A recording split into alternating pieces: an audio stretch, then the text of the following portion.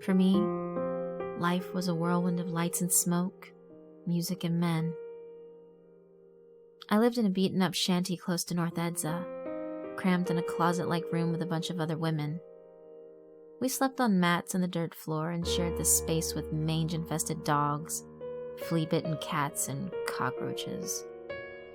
My wardrobe consisted mostly of skimpy skirts, tank tops, and the cheapest high heels you can buy in Quiapo. After a hard night at the bars of dancing and exposing myself, sometimes spending time in a back room with a heavily drunken man and my eyes like a dead fish staring at the ceiling, I earned enough cash to go to the Ukai Ukai thrift shop. The weather in Manila had become chilly at night, and I needed a sweater.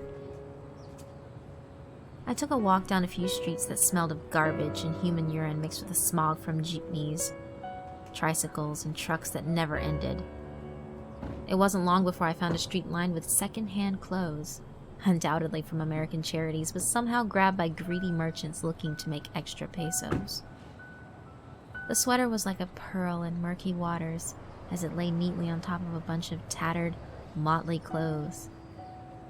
Wondering how someone had not yet bought it, I quickly took it in my hands and studied the richness of the fabric. It was as soft as a rabbit's fur, and just as warm.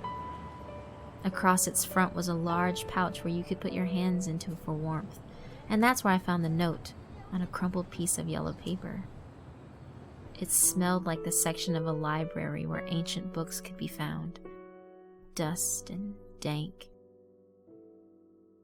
On the paper were scrawled the words, "Where? 67th Banwi Street. Pay?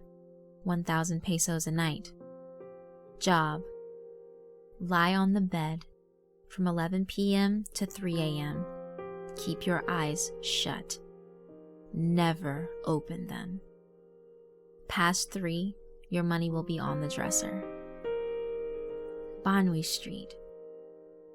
The note did not say which city, but I recalled the name of a street in Quezon that one of my roommates used to visit for a client. It was where the more upper-class people lived. I stuffed the note in my pocket and paid the merchant. Only 30 pesos. Not bad. The sweater was wonderful on my skin and made me glow like a snowflake. I felt like one of those young starlets on our local Capamilia TV network. And in my pocket was the promise of an easy, high-paying job. Those came so rarely. I must admit that even if the job seemed sketchy, the promise of 1,000 pesos a night was tempting. I could get myself out of my situation, maybe go to college, find a real job. After a lot of asking and searching, I found the house that night. 67th Banwi Street was in desolate condition, even if it was in an upper-class neighborhood. A single-story house surrounded by a short wire fence. Yard unkempt, weeds stuck up like tousled hair. Boards molded loose, shingles chipped, paint faded. Windows cloaked with dust. Still, it was 100 times better than the shanty I slept in. The light of the patio was on as I approached, and when I knocked, the door opened as if ajar. I called hello. No answer. The interior smelled aged and sour, like wet laundry left in the wash for days. I stepped inside, leaving the door slightly open so the light from the patio can illuminate my way. The floor felt as if it might give way beneath my weight. I felt the walls pressing in on me, heavy and damp. The place reminded me of a body they had found in the sewage canal close to where I lived, bloated and bruised, deteriorated. I passed the dark living room. There was a TV, a battered couch, a coffee table with an ashtray and some empty cans. The room reeked of cat urine and dried feces. No one was there. I attempted to turn on some light switches but found them useless. I turned away and headed down a hallway, noticing a pale light glowing beneath the closed door.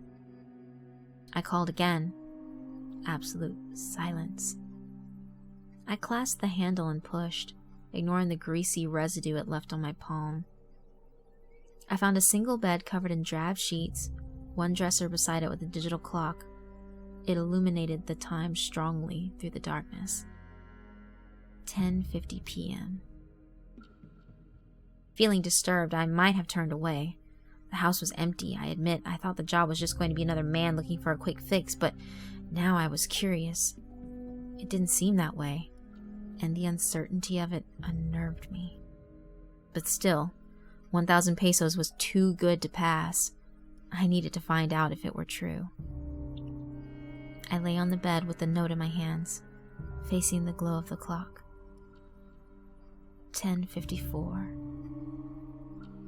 I listened. The house made no sound, muffled as if a hand lay over it. I felt afraid but excited. 10:56. My heart throbbed from my chest, through my throat and my head. I imagined the ticking of a clock tried to match my heart with its beat. 10:59. I shut my eyes, waited. 11 came. I knew with my eyes closed because the change in the atmosphere was immediate. I was not alone. My eyes were shut, yet I felt it, so close to my face. The minute hairs on my forehead tingled. It breathed, tight, stressed, as if forced to breathe only from its nose. I felt the air warm the area just above my lip. I smelled it. A sour smell like pickled gums. And there was something else. Pungent, thick, sweet. The smell of blood. I resisted the urge to gag. Seconds turned to minutes, and still the presence lingered against my face. My body suffered, paralyzed with fear. I felt every strained breath, in, out, slow, afraid.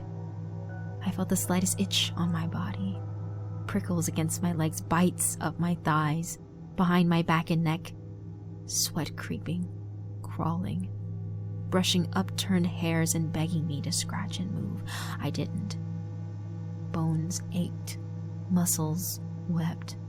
My heart struggled like a sparrow caught in someone's hands. The presence continued its steady closeness to my face. My forehead glittered with sweat and now began to throb. My nose prickled, twitched. I wondered if it saw that. Even my eyelids sweated, my eyes behind them stiff-shot, scared, hiding behind lids like frightened children in a closet. The smell relented. My lungs resisted its entry, asking for me to turn my head away, escape from such a foul smell, yet I could not. Every part of my body was frozen so long as the thing stared into my face. Never opened them. My hands still clutched the note. As long as I kept my eyes closed, I thought, nothing could happen to me. I analyzed the letter in my mind, repeated those 3 words, never open them. Again, 10 times, uncountable times, steeling myself to start my next move, my first move. I breathed. A long inhale, sourness and the sticky, sickly smell of blood swamped my lungs. I gagged, coughed, and then I turned. I turned away into the bed, curled myself fetal-like, eyes clamped shut like vices, and when I relaxed, I felt it. Still there, a hair's width away from my face. It was hovering, floating. How could the thing have moved with me?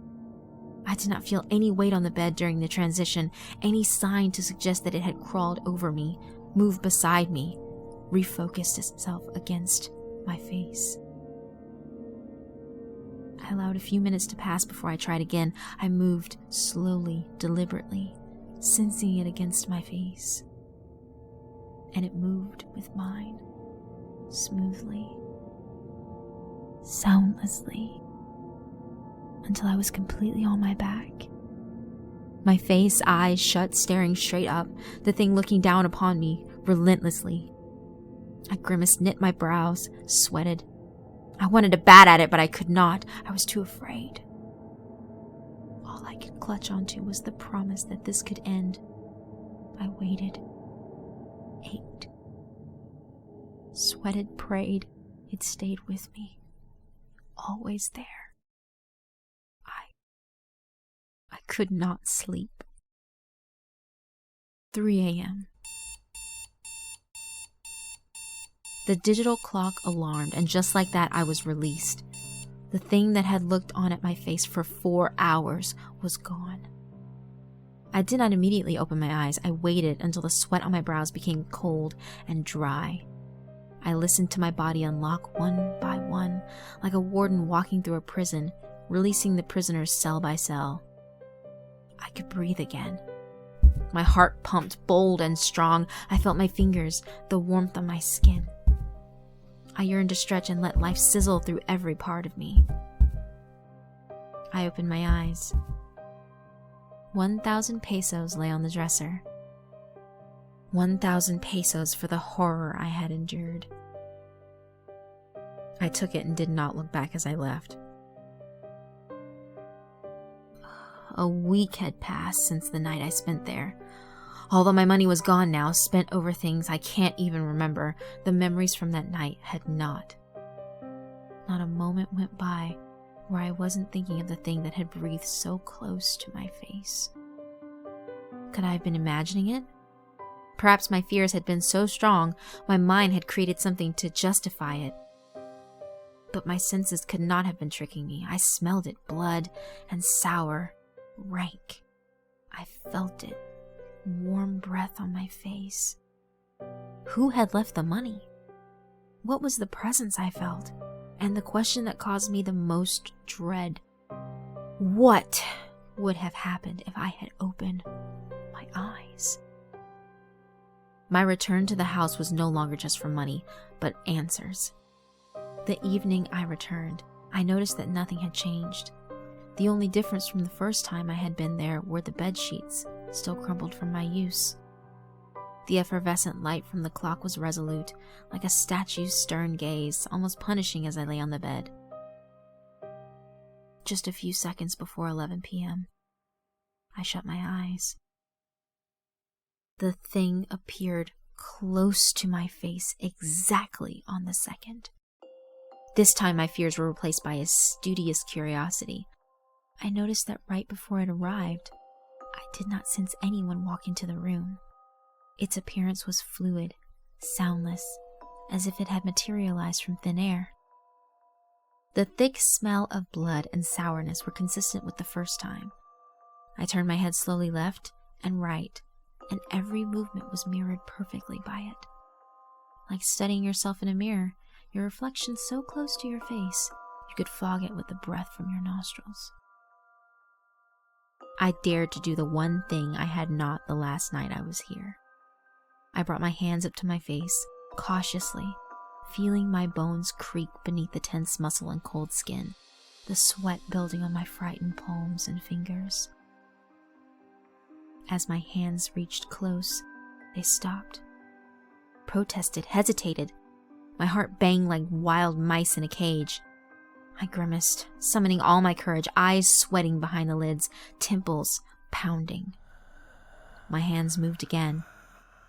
The unseen presence continued its breathing, steady and undaunted, unmoving.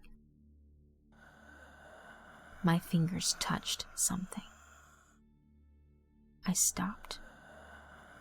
Every part of my body froze. I could not breathe. The blood on my face swelled as I choked on fear. The breathing from the thing changed. It grew raspy, excited. Its putrid breath hit my face more powerfully. I could not tell my fingers to move. They stayed where they were, paralyzed, touching it. The length of time that passed after I could not recall, my mind too swamped in fear. All I could remember was that at last, the lockdown of my mind had subsided enough for my fingers to try and comprehend what it was touching. sticky and cold. My heart banged, my fingers moved slightly. I felt the firmness of a scalp beneath the hair. The thing continued to breathe as if enthused. Somehow I had managed to detach myself from the paralyzing terror of my body, and now I was moving my fingers like a puppeteer would to his marionette. They followed the curve of the scalp, lowered until I felt skin. The skin felt torn and jagged, and the sticky fluid was thicker there. My fingers passed the broken skin, and now I was palpitating what felt like flesh. The flesh of chopped beef parts in the market, sticky and soft. I lowered my hands. My heart thumped so hard I thought I might die of heart failure. I was too scared to continue the investigation. It felt like I had been touching a severed head. 3 a.m.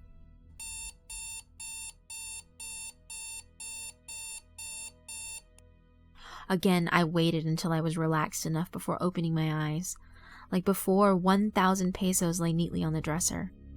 My hands, still paralyzed from what they had felt earlier, were clean. I thought they might have been soaked in blood, but there was nothing. I ran from the house, terrified. Perhaps a ghost was haunting the building, and I promised never to return, no matter how much I needed the money. But that was a month ago. My roommates and I had taken a turn for the worse. Town officials were cracking down on businesses like the one we worked at and required to show proof that we were tested just to make sure we weren't spreading any diseases. But lab tests require money. The bar managers I worked for were snapping up only those girls who could give him the negative test quickly, and space was limited.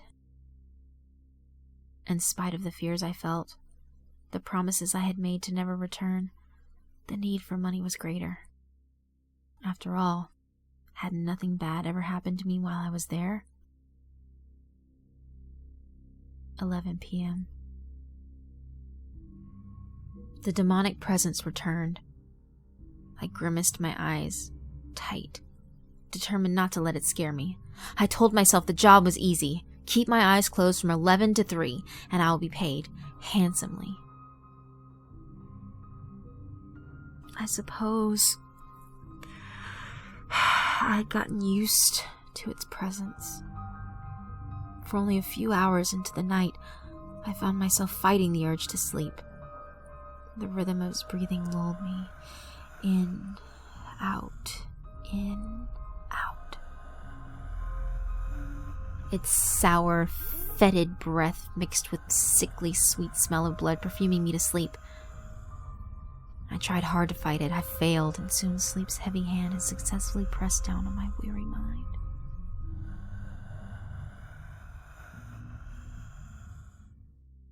The girl in my dream was pretty. Slim body, short, hair long and straight, as dark as the skies in the province. Eyes deep and shadowy, she watched me as I slept. So close to my face, I could place a hand to her cheek and ask why she was there. "Leave," she whispered. "Leave." Her face grew distorted, and then she started making choking, gagging sounds. I sat up with horror and watched her skin turn to a ghastly blue. Her eyes bulged and turned red. She was trying to scream, say something, but all I could hear were the hoarse, ragged breathing sounds that watched me as And I was awake. By some miraculous reason, I had not opened my eyes, but the room was filled with the same choking, gasping noises I had heard in my dream. The floor shook as if there were some violent commotion happening in the room with me, and then silence. Only my beating heart banged in my ears. Still, I did not open my eyes. Not now. Not until I could hear the alarm so I could safely take the money and leave. But it did not end there. The next sound I heard sickened me more than anything I had ever experienced. A rhythmic, moist sound, like someone carving flesh with a saw. And then dripping. A thump as something heavy hit the floor. I heard footsteps, heavy and slow, headed my way. Every inch of my body screamed to open my eyes. Run! I was shaking, sweating, so fear-stricken like a bellowing animal held upside down before its throat was slit. The footsteps kept coming. Breathe! Breathe! I couldn't. I needed to run. But I couldn't. I was afraid. I lasted far too long keeping my eyes closed. I couldn't open them, no matter how insane it sounded. The footsteps stopped. Right next to the bed I lay on. The thing was once more close to my face, breathing, gasping. It felt like my muscles would snap under the tension. My fear was like 1,000 knives angled toward my body, the slightest move threatening to kill me. Minutes stretched on, slowly, cruelly. I wanted out of everything. The room, the need for money, the nights with strangers and terror of it all. Call girl, I wanted out. And then, a blessing like the sun after a typhoon. The sound of the alarm clock. 3 a.m. I opened my eyes and found myself in an empty room. There was nothing there. Nothing on the floor where I had heard someone screaming, their body being carved. The money on the dresser, but it didn't matter. I didn't even grab it. I fled out of the house like a beaten dog. I could not sleep for the rest of the night. The next morning, I sought out some answers to the house I had been visiting. The town captain believed my story that I was sent by a wealthy family to find out if the house was for sale and check if there was any history behind it. Years ago, a wealthy man once lived there. He was quiet and kept to himself, seemed to cause no harm to anyone. Every once in a while, he took in a call girl to keep him company for the night, but many men did the same. Not much to be suspicious about. Until the neighbors smelled something foul coming from his home. They found him in his room with the headless body of a girl on the floor. Who knows how long he had been there with the body? Maybe days. He was standing still, like an upright coffin, and in his outstretched hand was the girl's head. He wouldn't put it down, just held it out, so steady and still, his expression dead. They shot him right there. The captain opened a drawer and drew out a file. This is a photo of the girl they believed was killed. She was an orphan, only 16. Probably did what she did for the money. The other girls who worked with her said she had been with the man 2 other times. It was on the 3rd night when he killed her. Here, take it. She was the same girl from my dream. But what chilled me more and more was the sweater she wore in the photo. White and soft. The same one I had found in the secondhand store with the note in the pocket. I thanked the captain, barely able to let out the words. When I returned to my shanty later that day, I discovered that the white sweater had disappeared from my closet, and so did the note. When I asked my roommates if they had seen or taken it, all I got was the answer, no.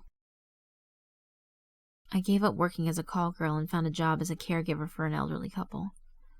Although the work was hard and slow, I persisted and saved up enough money to start college. Sometimes I passed by the thrift store where I had found the white sweater with the cursed note. I remember the 3 nights I had spent with the dark presence and how insane I had been, returning even after so much fear. For money, for curiosity. That's what a call girl's life did to you.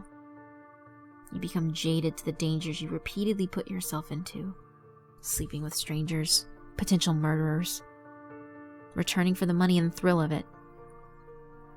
I tried to stuff the memories into the dark cracks of my mind, forget it, but still I wondered, What if I had opened my eyes?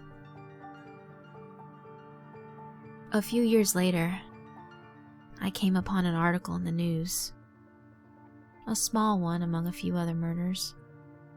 They always wrote these stories with such detail, and my blood curdled. The body of a call girl had been found, her head severed. The girl's eyes were wide open.